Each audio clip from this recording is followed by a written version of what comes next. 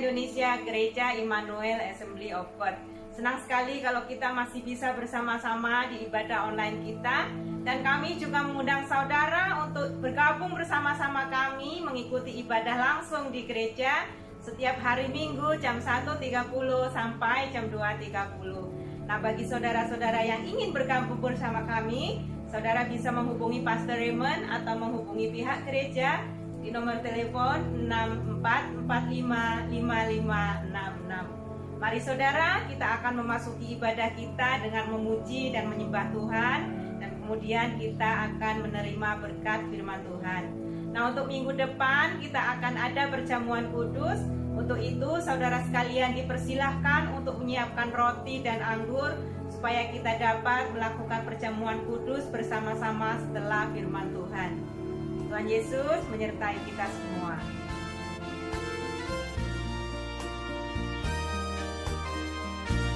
Peganglah tanganku, Roh Kudus, setiap hari.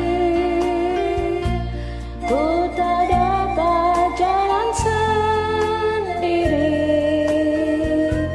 tanpa Roh-Mu.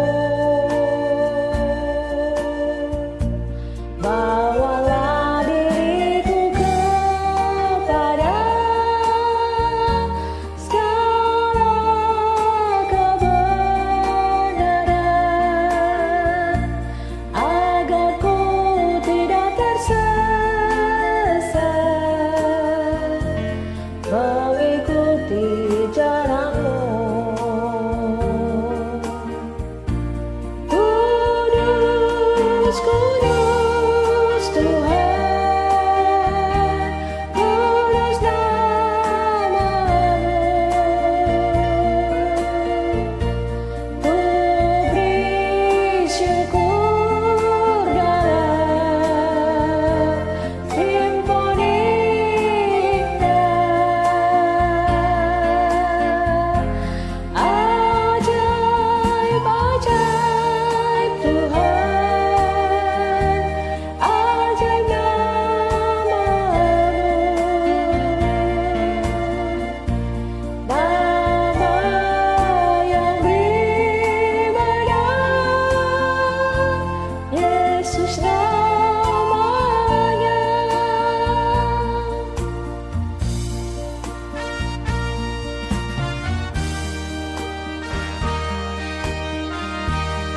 Haleluya, Tuhan Yesus baik.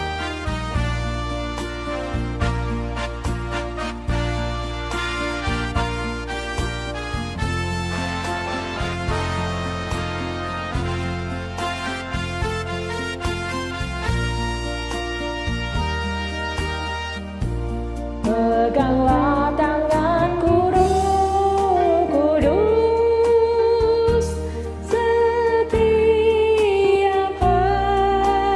hari.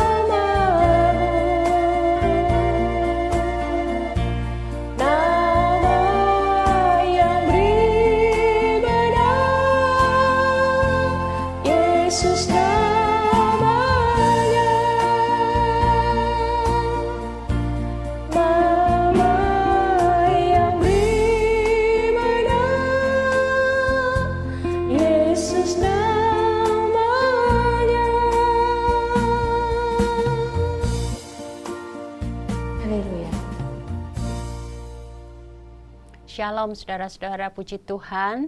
Tidak terasa kita sudah sampai kepada penghujung tahun 2020. Dan saya mau dari tempat ini mengatakan kepada saudara-saudara semua mengucapkan selamat Hari Natal. Bertepatan dengan Hari Natal ini, saya akan menyampaikan firman Tuhan tentang Natal. Kata Natal berasal dari ungkapan bahasa Latin Dies Natalis, yang artinya hari lahir. Dan di dalam bahasa Inggris, perayaan Natal disebut Christmas. Dari istilah Inggris kuno Christus Massey atau Christus Miss, yang berarti Misa Kristus. Suatu hari di mana kita mengadakan perayaan, celebration. Dan mari saudara, apa sih yang sebenarnya kita peringati di hari Natal ini? Tentunya sebagai umat Kristen, kita memperingati hari kelahiran Yesus. Di dalam Injil Lukas pasal 2 ayat 6 sampai dengan 7 dituliskan demikian. Ketika mereka di situ, tibalah waktunya bagi Maria untuk bersalin, dan ia melahirkan seorang anak laki-laki, anaknya yang sulung, lalu dibungkusnya dengan lampin dan dibaringkannya di dalam palungan, karena tidak ada tempat bagi mereka di rumah penginapan. Ini yang kita dapatkan tentang kelahiran Yesus yang sederhana, dikatakan tidak ada tempat di penginapan, harus dilahirkan di luar penginapan. Tidak jelas, kita seringkali mengasumsikan bahwa Yesus dilahirkan di kandang, tetapi Alkitab tidak mengatakan demikian.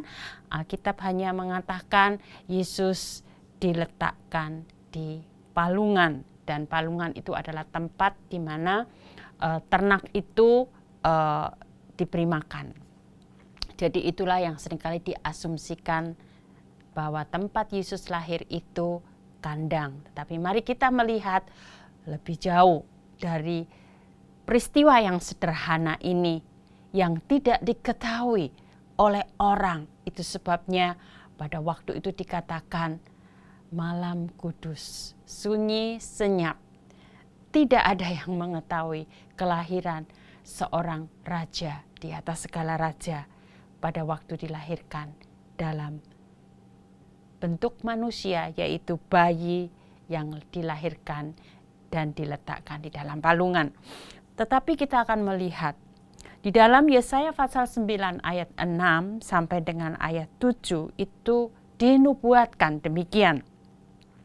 Sebab seorang anak telah lahir untuk kita, seorang putra telah diberikan untuk kita. Lambang pemerintahan ada di atas bahunya, dan namanya disebutkan orang, penasehat ajaib, Allah perkasa, Bapa yang kekal, Raja damai. Besar kekuasaannya dan damai sejahtera tidak akan berkesudahan di atas tahta Daud dan di dalam kerajaannya, karena ia mendasarkan dan mengokohkannya dengan keadilan dan kebenaran dari sekarang sampai selama-lamanya. Dan ini yang dituliskan di dalam Injil Lukas pasal 1 ayat 31 sampai dengan ayat yang ke-33.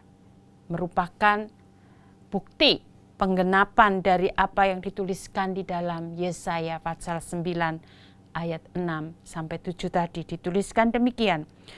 Sesungguhnya engkau akan mengandung dan akan melahirkan seorang anak laki-laki, dan hendaklah engkau menamai dia Yesus. Ini adalah berita dari malaikat yang disampaikan kepada Maria.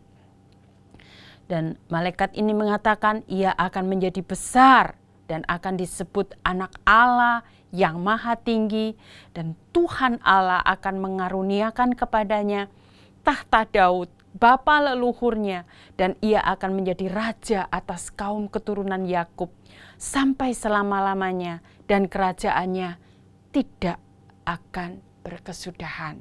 Saudara, ini sekelumit yang kita melihat atau satu pandangan, satu bukti daripada nubuatan yang juga digenapi di dalam ucapan malaikat itu kepada Maria, bahwa inilah yang dituliskan di dalam Yesaya, digenapkan di dalam bayi yang dikandung oleh Maria.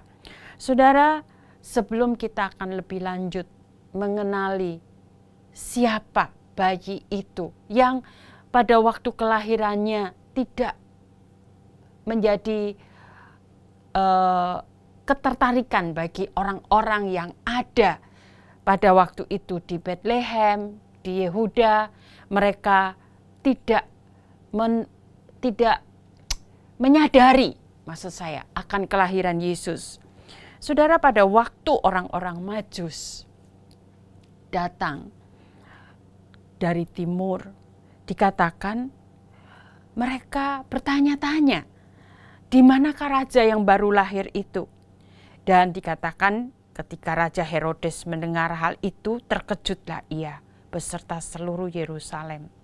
Maka dikumpulkannya semua imam kepala dan ahli Taurat bangsa Yahudi, lalu dimintanya keterangan dari mereka di mana Mesias akan dilahirkan. Dan di dalam Injil Matius pasal 2 ayat 16 di situ dikatakan Herodes tahu bahwa ia telah diperdayakan oleh orang-orang Majus itu. Ia sangat marah, lalu ia menyuruh membunuh semua anak di Bethlehem dan sekitarnya, yaitu anak-anak yang berumur 2 tahun ke bawah, sesuai dengan waktu yang dapat diketahuinya dari orang-orang Majus itu. Saudara, Herodes menolak Yesus. Tujuannya untuk mencari tahu tentang pertanyaan orang Majus, di mana raja yang baru dilahirkan itu. Herodes mencari tahu. Dan pada waktu Herodes mendapatkan jawaban dari orang-orang, dikatakan di sini imam, kepala, ahli Taurat dari bangsa Yahudi, mereka memberitahu bahwa Yesus dilahirkan di Bethlehem. Dan tepat seperti yang ditanyakan oleh orang-orang Majus itu. Itu sebabnya Raja Herodes akhirnya merasa takut dan dia menolak kehadiran Yesus karena pada waktu itu dia menjadi raja atas bangsa Yahudi. Itu sebabnya dia mencoba untuk membunuh semua bayi-bayi yang pada waktu itu diperkirakan menurut keterangan dari orang Majus itu sekitar umur 2 tahun. Dan inilah yang terjadi, saudara. Raja Herodes bukan hanya tidak percaya, menolak, bahkan hendak membunuh Yesus. Kemudian saudara perhatikan, bagaimana dengan orang-orang yang terlibat di sini, ahli Taurat dari bangsa Yahudi dan juga imam kepala yang ditanya oleh Herodes. Mereka tidak peduli. Sekalipun Herodes bertanya kepada mereka, mereka tidak peduli. Saudara, saya membaca satu artikel tentang masa COVID ini. Di situ ada satu artikel yang saya baca pada pada tanggal 30 September tahun ini, dikatakan begini. Hilang kepercayaan kepada pemerintah, Rabi Israel butuh Mesias untuk atasi COVID-19. Ketika ditanya kepada seorang rabi kota tentang apa yang harus dilakukan orang Israel supaya selamat dan memiliki masa depan yang baik, seorang yang bernama Chaim Kanievsky berkata demikian, berdoa agar Mesias datang. Menurut sumber rabi lain, di lingkarannya, Rabi Chaim Kanievsky termasuk di antara mereka yang percaya bahwa Mesias sudah hadir tetapi belum menampakkan dirinya. Mereka sudah kelewatan jauh, saudara. Kita tahu bahwa Mesias sudah datang 2000 tahun yang lalu. Sudah dilahirkan, bahkan sudah mati untuk menyelamatkan umat manusia. Tetapi mereka masih menantikan. Dan kita menantikan memang kedatangannya, tetapi bukan kedatangan yang pertama. Kita menantikan kedatangan kali kedua. Kita melihat sekarang, saudara, bagaimana respon berikutnya. Yang tadi menolak, tidak peduli, dan ketiga memuji dan menyembah Dia. Kita melihat bagaimana malaikat-malaikat Di dalam Lukas 2 ayat 13-14, dan tiba-tiba tampaklah bersama-sama dengan malaikat itu sejumlah besar bala tentara surga yang memuji Allah, katanya, kemuliaan bagi Allah di tempat yang maha tinggi dan damai sejahtera di bumi di antara manusia yang berkenan kepadanya. Pada waktu malaikat-malaikat ini memberitakan tentang kelahirannya kepada para gembala, kelompok yang berikutnya, gembala-gembala meresponi. Mereka memuji. Dikatakan di dalam Lukas pasal 2 ayat 20, sesudah mereka bertemu dengan bayi Yesus, maka kembalilah gembala-gembala itu sambil memuji dan memuliakan Allah karena segala sesuatu yang mereka dengar dan mereka lihat semuanya sesuai dengan apa yang telah dikatakan kepada mereka. Selain itu, saudara, 8 hari kemudian waktunya genap 8 hari itu, Yesus harus dibawa ke bait Allah untuk disunat seperti upacara orang-orang Yahudi pada umumnya. Dan pada waktu itulah dikatakan seorang yang bernama Simeon datang ke bait Allah oleh Roh Kudus ketika Yesus anak itu dibawa masuk oleh orang tuanya untuk melakukan kepadanya apa yang ditentukan oleh hukum Taurat. Saudara, Simeon menyambut anak itu dan menatangnya sambil memuji Allah. Orang-orang yang memuji Allah, malaikat yang memuji Allah. Yang keempat, saudara, seorang yang bernama Hana. Dikatakan di dalam ayatnya yang ke-36 sampai 38 dari Lukas pasal 2. Lagi pula di situ ada Hana, seorang nabi perempuan, anak Fanuel dari suku Asher. Ia sudah sangat lanjut umurnya. Sesudah kawin, ia hidup 7 tahun lamanya bersama suaminya, dan sekarang ia janda dan berumur 84 tahun. Ia tidak pernah meninggalkan bait Allah dan siang malam beribadah dengan berpuasa dan berdoa. Dan pada ketika itu juga datanglah ia ke situ dan mengucap syukur kepada Allah dan berbicara tentang anak itu kepada semua orang yang menantikan kelepasan untuk Yerusalem.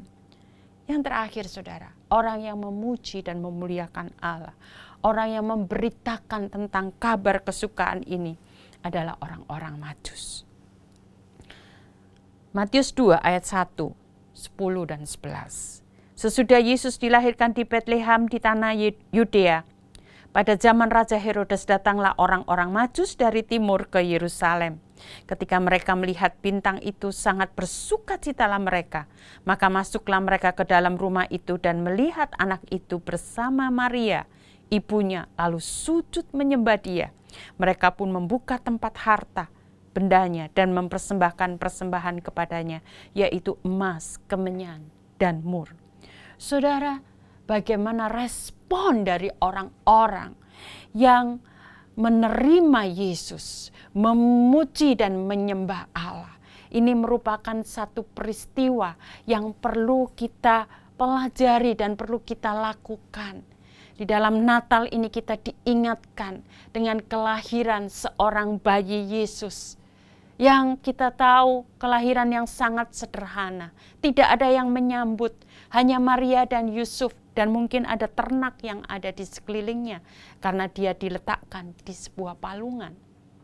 Tetapi saudara, inilah yang sesungguhnya. Siapa bayi itu yang menyebabkan malaikat dan orang-orang yang meresponi kelahirannya ini memuji dan memuliakan Allah? Siapa dia? Di dalam Kolose pasal 1 ayat 15 sampai 16 dituliskan demikian adanya. Ia, Yesus, adalah gambar Allah yang tidak kelihatan, yang sulung, lebih utama dari segala yang diciptakan. Karena di dalam dialah telah diciptakan segala sesuatu yang ada di surga dan yang ada di bumi, yang kelihatan dan yang tidak kelihatan, baik singgasana maupun kerajaan, baik pemerintah maupun penguasa. Segala sesuatu diciptakan oleh Dia dan untuk Dia. Oh saudara, kalau kita tahu, kalau orang-orang Yahudi pada waktu itu tahu siapa bayi yang diletakkan di dalam palungan itu, saudara, mereka pasti mereka akan ikut menyembah Dia. Dan hari ini kita merayakan Natal, kita diperkenalkan kembali, diingatkan kembali siapa Yesus yang sesungguhnya. Dia adalah gambar Allah yang tidak kelihatan. Luar biasa saudara. Pada waktu Yohanes melihat Yesus sesudah dia naik ke surga. Kita tahu Yohanes adalah salah satu murid Yesus yang bahkan menggambarkan dirinya begitu dekat dengan Yesus. Saudara, dia merasakan begitu luar biasanya kasih Yesus. Bahkan dia mengatakan dia adalah murid yang dikasihi oleh Yesus. Tetapi setelah Yesus naik ke surga, pada waktu dia berada di Pulau Patmos, dia mendapatkan penglihatan. Dan penglihatan itu tidak lain dan tidak bukan adalah Yesus sendiri yang menampakkan diri. Saudara, saya akan bacakan saja dari Wahyu pasalnya yang pertama ayat 13 sampai ayat yang ke-18.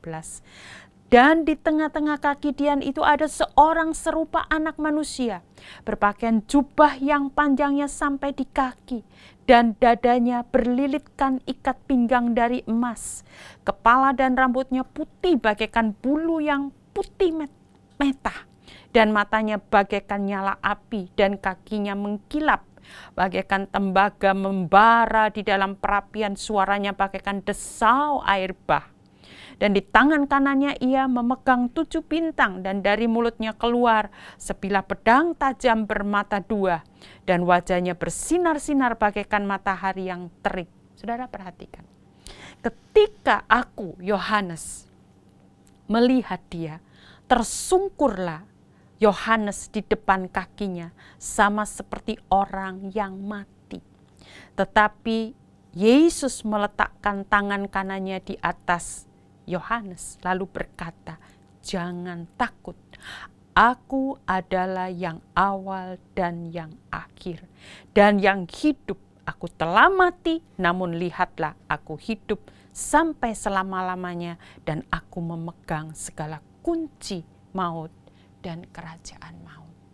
Betapa dahsyatnya Yesus yang hanya diperingati di dalam Natal, dia hanyalah seorang bayi yang lahir, yang diletakkan di palungan. Tetapi inilah Yesus yang sesungguhnya. Dialah yang awal dan yang akhir. Dialah yang hidup. Dia telah mati, tetapi dia sudah hidup. Dan dialah yang memegang segala kunci maut dan kerajaan maut. Dan puji Tuhan saudara, kita orang-orang yang percaya pada masa yang sulit ini, kita boleh memperingati Natal, mengingat kembali untuk apa dia datang ke dunia ini. Dia adalah gambar Allah, menyatakan Allah bagi manusia. Dan dia mati, dia bangkit, dia kembali ke surga. Supaya apa saudara?